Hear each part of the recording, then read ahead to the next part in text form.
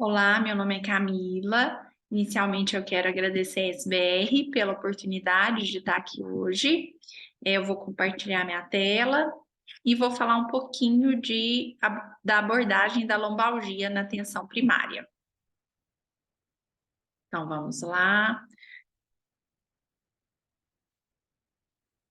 Então, inicialmente, estima-se que 84% dos adultos terão lombalgia em algum momento de suas vidas.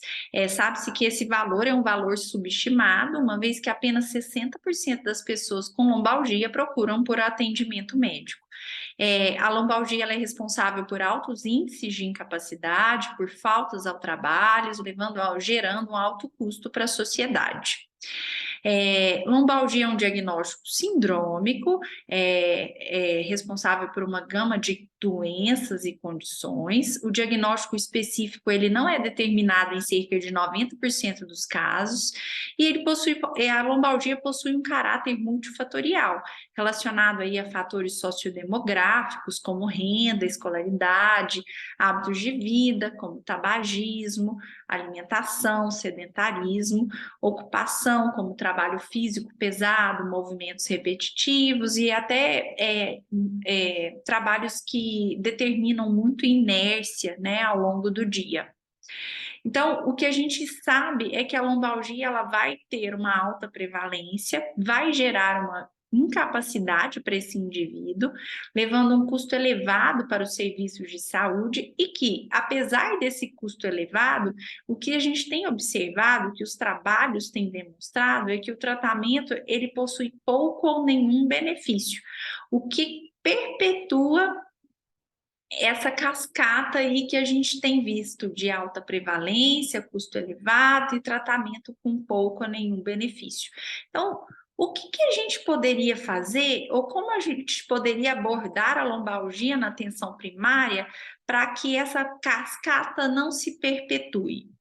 Então, inicialmente, é importante a gente entender o conceito, né?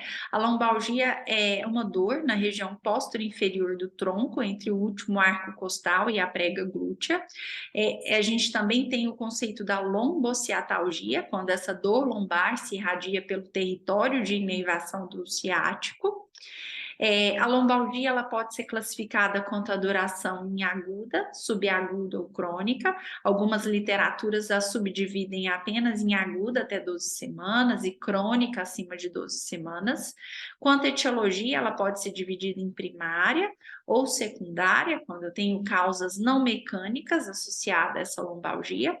E quanto ao ritmo, ela pode ser dividida em mecânica, muito relacionada aí às doenças degenerativas, quando a dor piora ao longo do dia, né, com as atividades extenuantes aí, atividade física e melhora com o repouso, e inflamatória, como nas doenças inflamatórias aí, neoplásicas, infecciosas, a própria espondiloartrite, em que a dor melhora com o esforço físico, com a atividade física e piora com o repouso.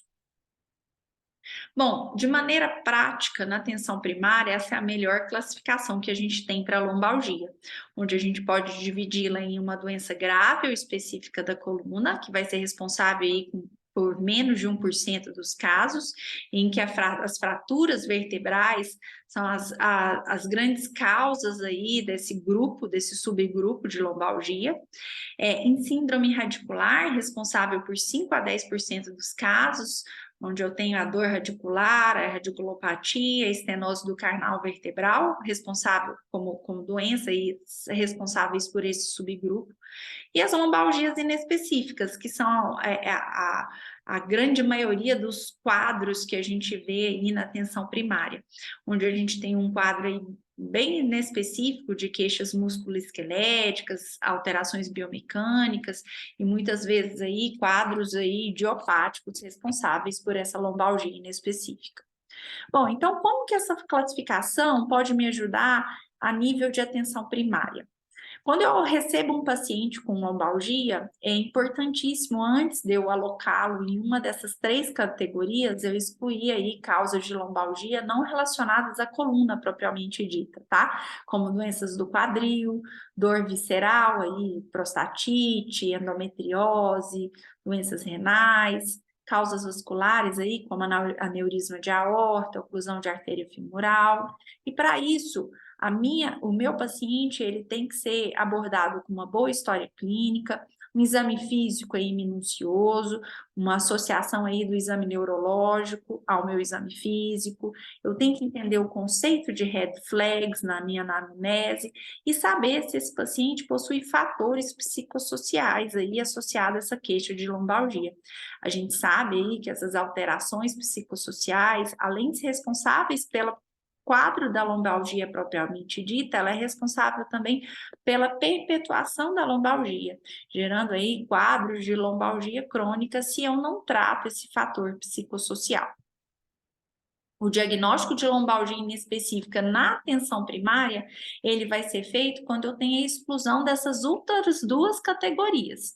Então, inicialmente, eu vou excluir uma doença grave, uma síndrome radicular, para só então eu tratar meu paciente como um paciente portador de uma lombalgia inespecífica.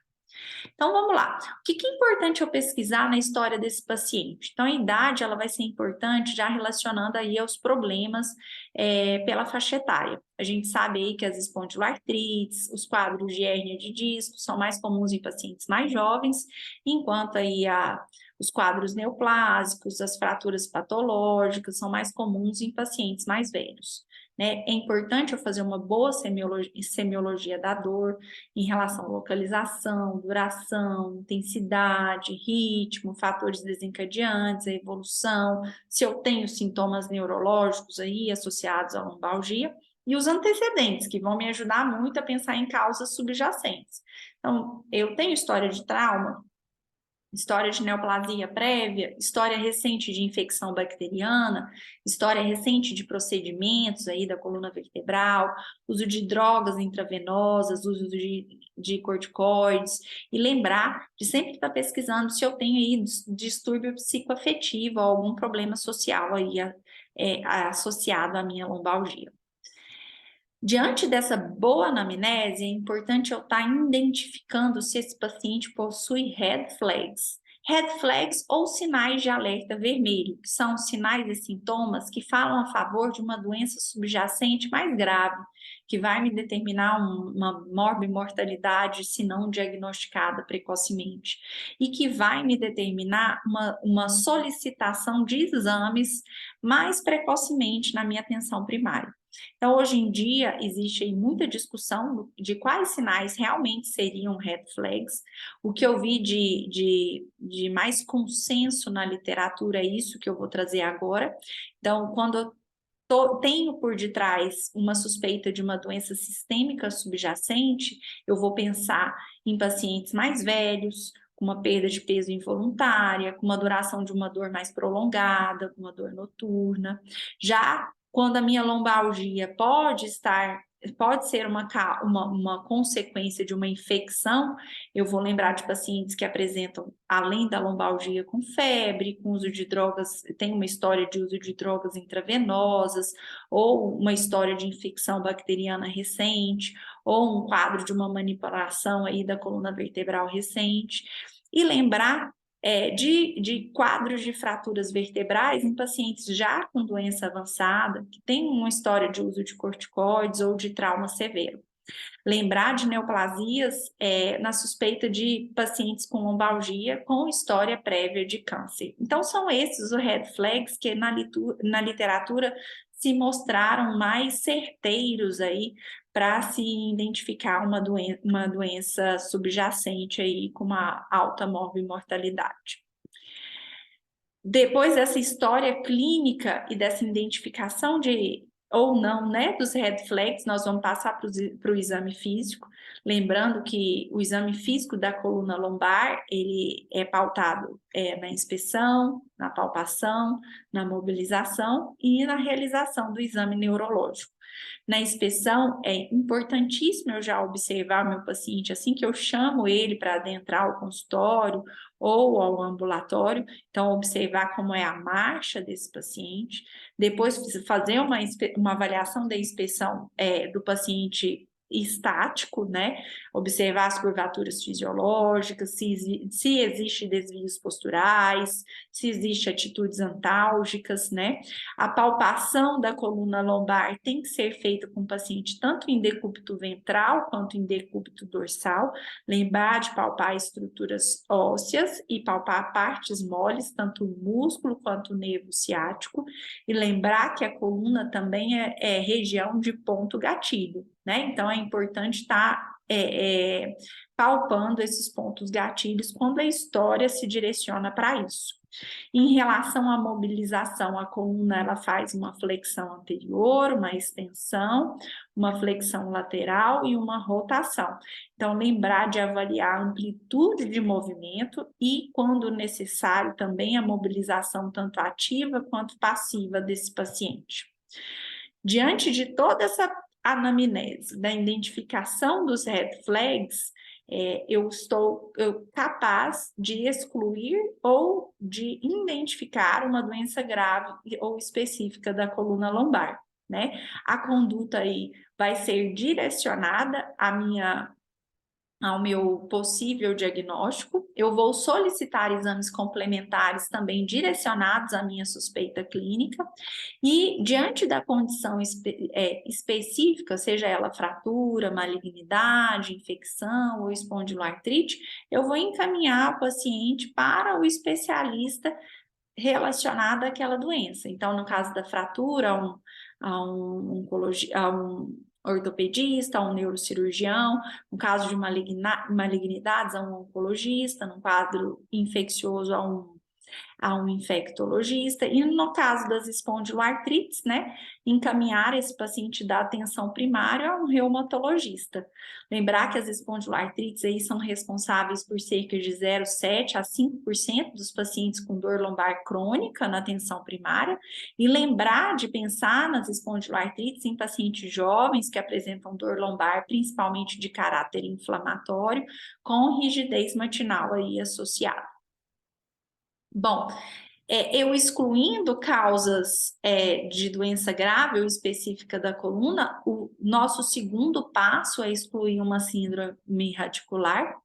Eu vou pensar num quadro de lombalgia com uma síndrome radicular naquele paciente que se apresenta na atenção primária com uma lombociatalgia, com queixa de parestesia aí na irradiação da raiz acometida e que tem ou não uma fraqueza aí muscular associada. Então, eu vou fazer um exame neurológico, testando sensibilidade, testando força e testando reflexo.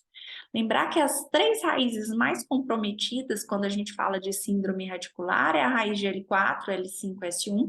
Então, essa figura mostra muito bem aí a região da dor desses pacientes, de acordo com a raiz acometida, a região de dormência desses pacientes, e é interessante lembrar dos testes que podem me auxiliar a identificar, sem nenhum exame complementar, qual a raiz acometida, né? Então, no caso da raiz de L4, eu tenho uma fraqueza na extensão do quadríceps, então eu posso pedir para o paciente agachar e levantar e fazer o reflexo patelar, que vai estar diminuído nesse caso. No caso de comprometimento de raiz de L5, o paciente tem uma fraqueza, né, na dorsiflexão do pé e do primeiro dedo do pé. Então, um exame que eu posso fazer é pedir para o paciente andar sobre o calcanhar. Aqui na raiz de L5 a gente não tem reflexo para ser testado. E, por fim, na raiz de S1, o paciente vai ter uma fraqueza na flexão plantar do pé e do primeiro dedo. Então, o que a gente pode pedir de teste para o paciente é que ele ande na ponta dos pés e testar o reflexo do aquileu, que vai muitas vezes se encontrar diminuído quando tiver um comprometimento de S1. Um teste simples para a gente fazer na atenção primária para identificação de síndromes radiculares é o teste de Laseg, que a gente pede para o paciente deitar em decúbito dorsal e faz uma elevação do membro acometido. Se o paciente queixar de dor aí na elevação entre 30 a 70 graus, o teste é positivo para uma síndrome radicular. E o tratamento dessa síndrome radicular, quando identificado, é pautado num tratamento conservador. Inicialmente, o tratamento é o anti-inflamatório associado à diminuição das atividades que exacerbam a dor. É importante estar sempre orientando o paciente que, apesar de ser uma síndrome radicular, de ser um diagnóstico aí que pode muitas vezes assustar o paciente, o prognóstico, na maioria das vezes, ele é favorável. Lembrar que repouso no leito, até o momento, não mostrou benefício nenhum para o paciente com síndrome radicular. A fisioterapia, ela pode ser associada ao anti-inflamatório e à diminuição das atividades que exacerbam a dor. Existem alguns trabalhos com glicocorticoides que mostraram benefício limitado, mas que demonstraram melhora da dor, mas com pouca ou nenhuma melhora da função. A gente pode usar aí o glicocorticoide, a prednisona, aí, 60 miligramas por um curso pequeno aí de 7 a 10 dias para os pacientes que não melhoraram com anti-inflamatório associado às modificações das atividades aí que exacerbam a dor. E os opioides, eles ficam restritos a quadros de dor intensa, refratários ao uso do anti-inflamatório. A indicação do exame de imagem não é para todos os pacientes com síndrome radicular, então, mais uma vez aí, esse é um dos grandes erros do atendimento da atenção primária, tá? A ressonância magnética de coluna lombar, quando é indicada, é o exame de escolha, e ela deve ser realizada em pacientes com sintomas persistentes ou que pioraram durante o tratamento. Esse paciente deve ser referenciado para o ortopedista ou o neurocirurgião na falha do tratamento conservador ou em sintomas incapacitantes persistentes, né, ou quadros de déficit neurológico severo, fraqueza severa, síndrome da cauda equina. Então, assim, diante de um quadro de lombalgia, eliminei um quadro de doença específica da coluna, eliminei um quadro de dor raquimedular ou neuropática, me sobram os quadros de lombalgia inespecífica, que é a grande maioria dos quadros de lombalgia da atenção primária. Então, a lombalgia, como eu já disse anteriormente, ela é responsável aí por cerca de 95% dos casos que aparecem aí na atenção primária. Muitas vezes a origem é uma origem desconhecida, idiopática. O que é mais importante na avaliação da lombalgia inespecífica é orientação do paciente quanto ao caráter benigno dessa lombalgia, da boa evolução clínica, na maioria das vezes. Os quadros agudos de lombalgia inespecífica não necessitam de exame de imagem, um dos grandes erros aí que a gente vê na abordagem primária desses pacientes. Então, os exames de imagem, eles não influenciam no prognóstico, estão relacionados à realização de procedimentos invasivos desnecessários, aumentam o custo para o serviço de saúde e, como a gente demonstrou anteriormente, não melhoram o tratamento desse indivíduo, né? Sem contar que as alterações radiográficas, elas são extremamente comuns em pacientes idosos e muitas vezes o que a gente encontra no exame de imagem não está relacionado com a dor do paciente propriamente dita, né? Muitas vezes alterações radiográficas, elas são apenas achados, não justificam a dor do paciente. Aí sim, para os pacientes que evoluem sem melhora após 12 semanas de evolução, está indicada a realização de exame de imagem. Então, se esse paciente tem mais de 12 semanas, não apresenta red flags, não apresenta síndrome radicular, o que a literatura demonstra é que um simples raio-x de coluna lombar seria suficiente para iniciar aí a avaliação desse paciente. Em relação ao tratamento, a lombalgia inespecífica, ela pode ser dividida em tratamento dos pacientes com menos de 6 semanas de evolução e com mais de 6 semanas de evolução. Desses pacientes com menos de 6 semanas de evolução, é importante a gente frisar que o tratamento é eminentemente não farmacológico. O paciente é protagonista do tratamento dele, então ele deve ser estimulado a manter-se ativo, tá? Ele deve ser orientado e educado quanto ao bom prognóstico dessa lombalgia de menos de 6 semanas de evolução. O tratamento é realizado com terapias físicas aí, calor parece diminuir o espasmo muscular e por isso tem uma evidência moderada na redução da dor. A massagem não mostrou evidência, até porque trabalho com massagem é muito complicado, existem vários tipos de massagem, então é difícil a padronização de um trabalho desse. A acupuntura, as revisões sistemáticas demonstraram resultados inconsistentes na lombalgia aguda, assim como a manipulação vertebral, que demonstrou apenas efeitos modestos na dor e na função desse paciente. Importante lembrar que durante a lombalgia aguda, a gente não orienta a prática de atividade física para melhora da dor, e sim para redução do desenvolvimento da lombalgia crônica. O tratamento medicamentoso, ele está indicado quando o paciente não melhora com tratamento não medicamentoso. A droga de escolha é o anti-inflamatório por um curto período de tempo.